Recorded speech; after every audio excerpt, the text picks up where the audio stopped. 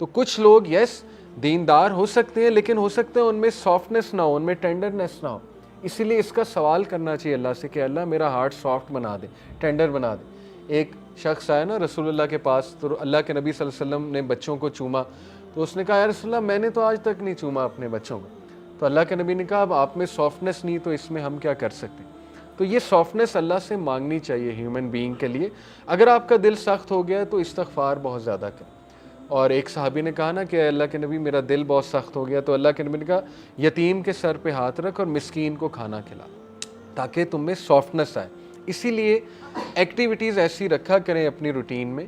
ایک اچھا education system وہی ہوتا ہے جس میں ایکٹیویٹی بیسڈ لرننگ ہو. اسی لیے یوتھ کلب میں ہمارا ایک ڈپارٹمنٹ ہے وائی سی کیئر, اس میں دیکھیں ہم اپرچونٹی دیتے ہیں آپ لوگوں کو کہ چلیں ہمارے ساتھ ٹرپ پہ چلیں, ہم ڈفرینٹ گاؤں میں جاتے ہیں, وہاں دیکھتے ہیں لوگ غربت میں کیسے رہ رہے ہیں, تاکہ آپ لوگوں کو فرسٹ ہینڈ ایکسپیرینس ملے, لوگوں کی پین دیکھیں. لوگ جو ہے وہ ان کے پاس کھانے کو کچھ نہیں ہے, پہننے کو کچھ نہیں ہے. چلڈرن ہاسپٹل چلیں کبھی, وہاں ماں باپ کو روتے دیکھیں کہ کس طرح سے ماں باپ دعائیں کر رہے ہیں اللہ سے کہ اللہ میرے بچے کو ٹھیک کر دے. اور وہ ہوپ لیس کیسز بھی ہیں کچھ, لیکن یہ کہ وہ ایک امید لگائے بیٹھے ہیں.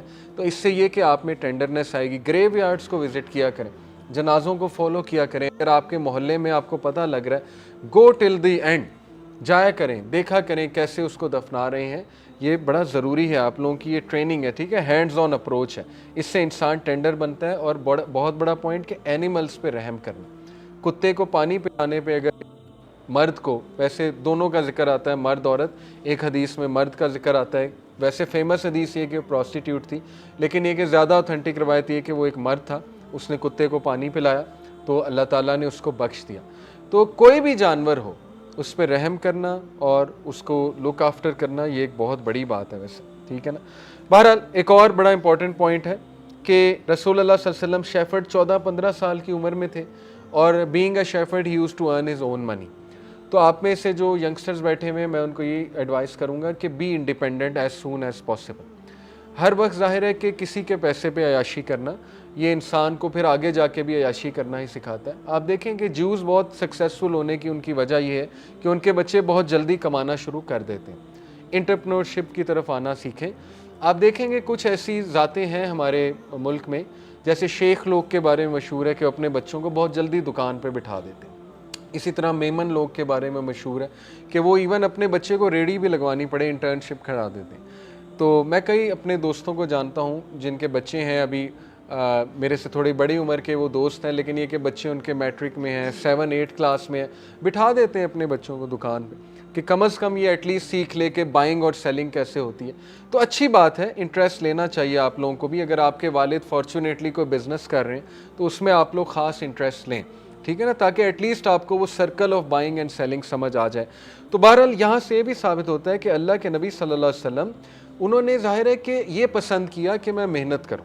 ایٹ اے ویری ینگ ہے, 14-15 سال میں شیفرڈ بننا, پیسے کمانا, پھر انڈیپینڈنٹ ہونا, اور ظاہر ہے وہ پیسوں سے پھر مدد کرنا, مساکین کی مدد کرنا, اس پاکٹ منی میں سے کچھ دینا, ایون گھر کے جو اخراجات تھے اس میں پارٹیسپیٹ کرنا. ابو طالب کو دیا کرتے تھے پیسے گھر چلانے کے لیے. تو دس شوز کہ ہمارے نبی نے محنت کو پسند کیا. تو یہاں پر یہ بھی ایون مینشنڈ ہے کہ ایون پروفٹ داؤد علیہ السلام جو تھے, he would earn his money from the labour of his hand. He was an iron Smith, carpenter بھی تھے شروع میں, پھر شیفرڈ تھے, آئرن اسمتھ بھی تھے, کارپینٹر بھی تھے. یعنی محنت پسند ہونا چاہیے انسان کو. تو آپ لوگ یہ دیکھیں کہ کہیں آپ 100% اپنے پیرنٹس کے اس پہ نہیں لیو آف کر رہے ابھی تک. تھوڑا بہت کچھ نہ کچھ کمانے کی کوشش کریں, کمفرٹ زون سے نکلیں. Tuition is best. کسی کو اپنے چھوٹے کزن کو ٹیوشن پڑھانا, ٹھیک ہے نا, یا کسی کو ویسے ہی ٹیوشن پڑھا کے کچھ پیسے لینا, اس میں کوئی حرج نہیں ہے. آپ ایسا کوئی کام شروع کریں. کسی کو ٹیوشن پڑھانے میں تربیت کا ایلیمنٹ بھی شامل ہوگا, آپ اسے کوئی اللہ رسول کی بات بتا سکیں گے, کوئی اچھی بات بتا سکیں گے, تو یہ بڑا اچھا کام ہے آج کے دور کے مطابق میں بتا رہا ہوں. باقی یہ کہ آن لائن بہت سی اپرچونیٹیز موجود ہیں, لیکن کام ایسا کریں جس میں لوگوں کا بینیفٹ ہو. کوشش یہ کریں وہ کام ایسا ہو جس میں لوگوں کا بہت جو ہے وہ بینیفٹ ہو, اور اس میں ہینڈز آن لرننگ ہو. صرف کمپیوٹر پہ بیٹھ کے کچھ کرنا, اس میں کوئی خاص ہینڈز آن لرننگ نہیں ہے.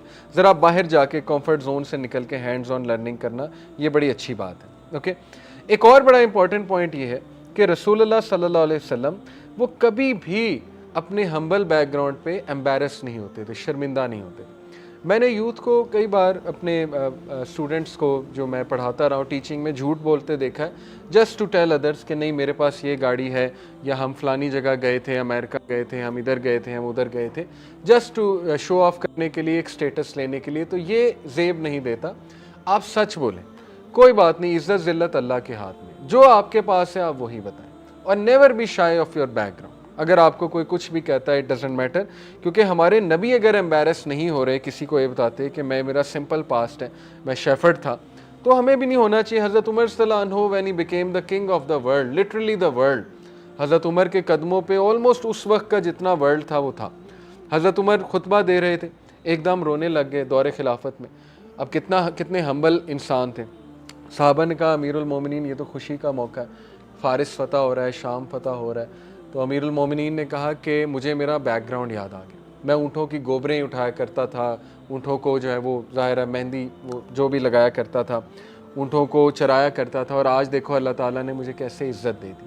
تو پھر انہوں نے بڑی خوبصورت بات کی، اور یہ میں کہتا ہوں کہ ہم سب کو یہ بات یاد رکھنی چاہیے. ہی سیڈ کہ لوگوں یاد رکھو کہ عزت اسلام میں ہے، عزت تمہارے مسلمان ہونے میں، اور اگر تم اسلام کو چھوڑ کے عزت کسی اور چیز میں تلاش کرو گے تو اللہ تمہیں ذلیل و خوار کر دے گا، ہیوملیٹ کر دے گا. اور یہی ہوا ہے مسلمانوں کی تاریخ آپ دیکھ لیں، جب تک قرآن میں عزت ڈھونڈی عزت ملی، جیسے قرآن کو چھوڑا، اللہ رسول کو چھوڑا، تو آج ذلیل و خوار. آج جو ہے وہ ہماری کو خاص پہچان نہیں ہے، یہ آپ کے سامنے. تو اگر آپ باقی بھی لوگوں کو دیکھیں نا، every one comes from a humble background and they are not shy to tell it. Steve Jobs دیکھ لیں، ٹھیک ہے نا، مارک زکربرگ دیکھ لیں، یہ جو جیف بیسوس ہے اس کو دیکھ لیں، وہ بتاتے ہیں اپنی سٹوری. علی بابا کو دیکھ لیں، وہ جو علی بابا والا ہے، کیا نام ہے اس کا، جیک ما، وہ بتاتے ہیں لوگوں کو، فخر سے بتاتے ہیں ہم ایک ہمبل بیک گراؤنڈ سے آئے تھے. تو اس لیے do not be shy of who you are and never underestimate what you can become. اللہ تعالیٰ پتہ نہیں آپ میں سے ہی کوئی کون اٹھ جائے گا، ہم تو سوچ بھی نہیں سکتے، ٹھیک ہے نا، اللہ نے کس سے کیا کام لینا ہے. لیکن یہ کہ ایکٹیو رہیں، یہ بہت ضروری ہے. تو بہرحال یہ چند ایک ریزنز، بڑی امپورٹنٹ ریزنز بتائیں انہوں نے کہ شیفرڈ کے پیچھے وزڈم کیا ہے. تو سیرہ، اس کو فقہ السیرہ ہم کہتے ہیں کہ سیرہ سے کیا فقہ ڈیرائیو ہو سکتی ہے، یہ سیرہ کی ایک برانچ ہے. وزڈم کیا ڈیرائیو ہوتا ہے کہ ایسا کیوں ہوا آخر. تو میں نے وہ آپ کو ریزن بتائیں کہ وہ آرفن کیوں تھے، وہ پین سے کیوں گزرے، وہ شیفرڈ کیوں تھے، اس کی ہم نے ریزنز دریافت کی. اس سے آپ میں انالیٹیکل ایبیلٹی پیدا ہوگی جو یوتھ کے لیے بہت ضروری ہے. جب بھی آپ ایک واقعے کو پڑھیں تو سوچیں کہ اس کے پیچھے حکمت کیا ہے، اس سے پرسپیکٹیو بلڈ کرنا سیکھیں.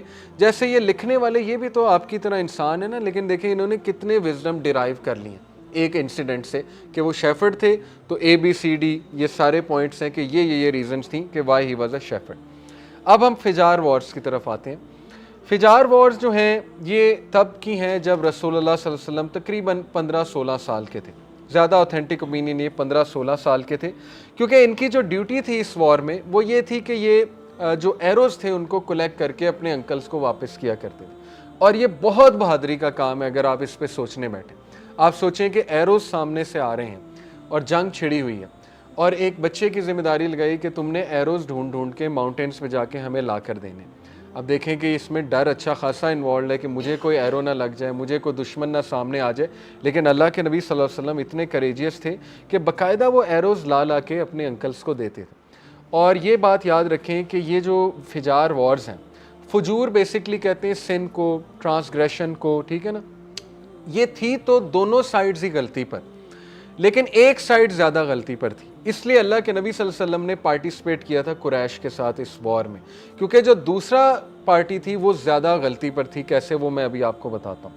اسی لیے اللہ کے نبی صلی اللہ علیہ وسلم نے کہا کہ میں نے ریگریٹ نہیں کیا اس وار میں پارٹیسپیٹ کرنا، کیونکہ ظاہر ہے رول یہ ہے کہ جب دونوں پارٹیز غلط ہیں لیکن ایک پارٹی زیادہ غلط ہے تو آپ ظاہر ہے کہ تھوڑا سا لیسر ایول کا ساتھ دو. یہ رول آپ کو پتہ ہے نا، ہر چیز میں فقہ میں انوالوڈ ہوتا ہے کہ lesser evil, going for the lesser evil. جیسے آج کل ایک ڈیبیٹ یہ بھی چلتی ہے نا کہ ووٹ کس کو دیں.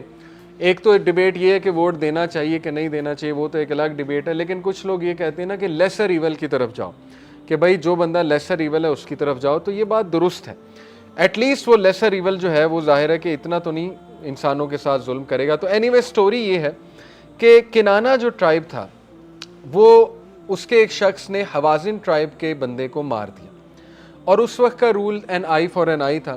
کہ تم نے ہمارا بندہ مارا, ہم رینڈملی تمہارا کوئی بھی بندہ مار دیں گے. جہالت پر مبنی آج بھی کئی گاؤں میں, کئی قبیلوں میں یہ جہالت کے رولز موجود ہیں. انڈیا میں بہت ہے, آپ کوئی رینڈم بندہ مار دیں, وہ آپ کا رینڈم بندہ اٹھا کے مار دیں گے اور اس سے دشمنیاں چلتی رہیں گی. تو یہ بہت جہالت کا رول ہے. تو اینی وے کیا ہوا کہ حوازن, کنانہ کے ایک ٹرائب نے حوازن کے ٹرائب کے ایک بندے کو مار دیا.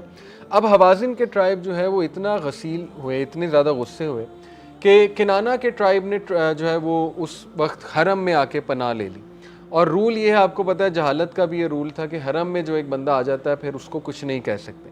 لیکن جو حوازن تھا انہوں نے اتنی بڑی زیادتی کی کہ انہوں نے ایون دو کنانہ حرم میں تھے انہوں نے اٹیک کر دیا. اب یہ بہت بڑی ٹرانسگریشن ہے, اور یہ ایون مشرکین اس کو بہت بڑی ٹرانسگریشن سمجھتے تھے کہ انہوں نے حرم کی بھی حیا نہیں کی. دیٹ از وائی وہ وار چھڑ گئی. قریش نے کیا کیا, ایک آل آؤٹ وار ڈکلیئر کر دی, کس کے خلاف؟ حوازن کے خلاف اور قیس ایلان ٹرائب کے خلاف. اور اس سے جو ہے پھر وہ پوری بیٹل چلی اور قریش اینڈ میں جیت گیا. پہلے شروع میں انہیں بڑی مار پڑ رہی تھی, لیکن یہ کہ قریش جیت گیا. بلکہ بڑی انٹرسٹنگ روایت ہے, ایک روایت میں آتا ہے, اوتھینٹک روایت ہے, کہ جب بھی قریش کے ارد گرد رسول اللہ موجود ہوتے تھے تو ان کا پلڑا بھاری تھا. جیسے اللہ کے نبی صلی اللہ علیہ وسلم نظروں سے دور ہوتے تھے تو ان پہ ڈیفیٹ آنے لگ جاتی تھی. یہاں تک کہ ابو طالب نے رسول اللہ صلی اللہ علیہ وسلم کو اپنے سینے کے ساتھ لگا لیا, قریب کر لیا اور کہا کہ بھتیجے اب تو نے میری نظروں سے دور نہیں ہونا, کیونکہ جب تک تو میرے ساتھ رہتا ہے تو آئی کین سی وکٹری. یہاں سے بھی یہ ثابت ہوتا ہے کہ اللہ کے نبی صلی اللہ علیہ وسلم he was so blessed, his presence was so blessed. تو اینی وے یہ ہے فجار وار, اور رسول اللہ صلی اللہ علیہ وسلم جو ہے وہ ایروز کلیکٹ کیا کرتے تھے اور رسول اللہ صلی اللہ علیہ وسلم جو ہے وہ ایروز اپنے انکل کو دیا کرتے تھے. دوسرا واقعہ ان کے جو لڑکپن میں ہمیں نظر آتا ہے بہت مشہور, وہ ہے حلف الفضول. فضول بیسکلی کہتے ہیں ایک ایسی چیز جس کا کوئی پرپز نہیں ہے. جیسے یہ جس شخص کے لیے حلف الفضول ایک پیکٹ ہوا وہ عمر بن العاص کے والد تھے, العاص بن قیس. ٹھیک ہے, ان کے بارے میں ابھی آپ کو بتاتا ہوں انہوں نے کیا کیا تھا. العاص کو جب پتہ لگا کہ قریش کے کچھ لوگوں نے مل کے میرے خلاف پیکٹ کر لیا, اور وہ پیکٹ کیا تھا؟ وہ پیکٹ بڑا زبردست تھا. وہ پیکٹ یہ تھا کہ ہم نو میٹر, کوئی بندہ قریش کا ہے, کوئی بندہ پولیٹیشین ہے, کوئی بندہ بہت بڑی بلا ہے, ہم اپریسر کے خلاف, ہم اپریسر کے خلاف اپریسڈ کا ساتھ دیں گے. تو یہ سن کے عمر بن العاص کے والد کو بڑا غصہ چڑھا اور انہوں نے کہا کہ ان کا کیا بزنس ہے, what this is none of their business, یعنی یہ ایک فضول کام میں کیوں حصہ لے رہے ہیں, ایسے کام میں جن میں ان کا کوئی بزنس نہیں ہے. دیٹ از وائی اس پیکٹ کا نام رکھا گیا حلف الفضول, the pact of none of your business. ٹھیک ہے, یہ اس کا مطلب ہے. تو انہوں نے اس کا نام یہ رکھ دیا کہ اٹ از آور بزنس. اب یہ اسلامک کانسیپٹ ہے, یاد رکھیں حدیث ہے, رسول اللہ صلی اللہ علیہ وسلم نے فرمایا the best sentence to Allah is when a person says سبحانک اللہم و بحمدک و تبارک اسمک و تعالی جدک و لا الہ غیرک. یہ ہم نماز میں بھی کہتے ہیں, اور بھی کئی بیسٹ اذکار ہیں, لیکن ظاہر ہے رسول اللہ کا one of the best is this. And the worst sentence to Allah is when a person says to his brother fear Allah, اتق اللہ, and he says none of your business. یہ اللہ کے لیے ورسٹ ہے کہ جب اگلا بندہ کہے none of your business. کیوں؟ کیونکہ this is our business. یاد رکھیں نہیں انل منکر کا کانسیپٹ, یہ بہت امپورٹنٹ پوائنٹ ہے. لوگ کہتے ہیں نا تمہیں کیا تکلیف ہے LGBTQ سے, تمہیں کیا تکلیف ہے مرد مرد سے محبت کر رہا ہے, تمہارا اس میں کیا جاتا ہے. ہمیں یہ تکلیف ہے کہ اس سے سوسائٹی پہ امپیکٹ آئیں گے. جیسے نہیں انل منکر کی خوبصورت مثال صحیح بخاری میں اللہ کے نبی نے دی کہ اس کی مثال ایسے ہے جیسے ایک کشتی ہے. کشتی کے 2 فلورز ہیں, دونوں فلورز پر کچھ لوگ ہیں. نیچے والے فلور کے لوگ جو ہیں انہیں پانی چاہیے, وہ اوپر والوں کو دیکھ کے کہتے ہیں کہ نا ہم ایک کشتی میں ہول کریٹ کر رہے ہیں تھوڑا سا پانی نکالنے کے لیے, تمہیں کچھ نہیں کہہ رہے, تم چل کرو, تو بس ہمیں بس پانی چاہیے.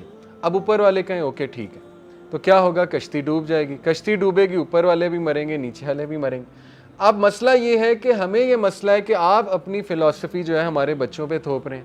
آپ رینبو جیسی خوبصورت کریشن کے کلر کو LGBTQ سے منسلک کرتے ہوئے ہمارے بچوں کو رینبو کلرز کنڈیشن کر رہے ہیں کہ اس کا مطلب LGBTQ ہے.